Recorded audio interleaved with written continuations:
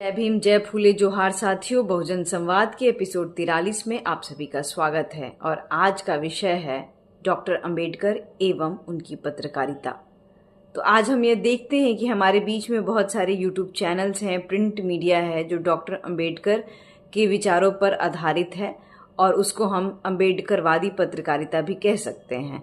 और हम ये देखते हैं कि आज अंबेडकरवादी पत्रकारिता का एक अपना एक जॉनर है और बहुत सारे लोग उस पत्रकारिता के माध्यम से उन लोगों की आवाज़ बने हुए हैं जिन्हें कभी समाज में बोलने ही नहीं दिया जाता था।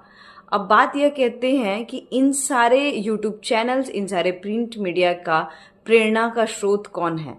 तो इन सारे प्रिंट मीडिया और यूट्यूब चैनल्स के प्रेरणा के स्रोत हैं डॉक्टर बाबा साहेब अम्बेडकर, क्योंकि डॉक्टर बाबा साहेब अम्बेडकर ने पत्रकारिता को एक ऐसा माध्यम चुना जिसके थ्रू उनकी जो सामाजिक, न्यायिक और आर्थिक लड़ाई थी वह मजबूत हो पाई।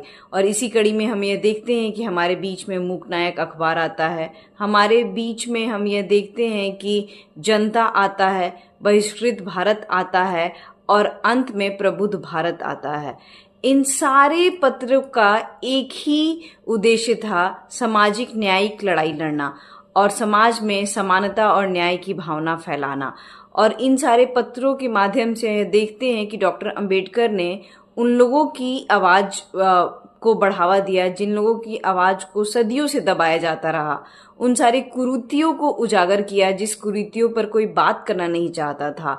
और इस देश में जाति व्यवस्था का जो दंश झेल रहे थे देश का दलित और आदिवासी समुदाय और पिछड़ा समुदाय, उन सारे हरकतों को और उन सारे एक्टिविटीज़ को बाबा साहेब के पत्रकारिता ने बेनकाब किया।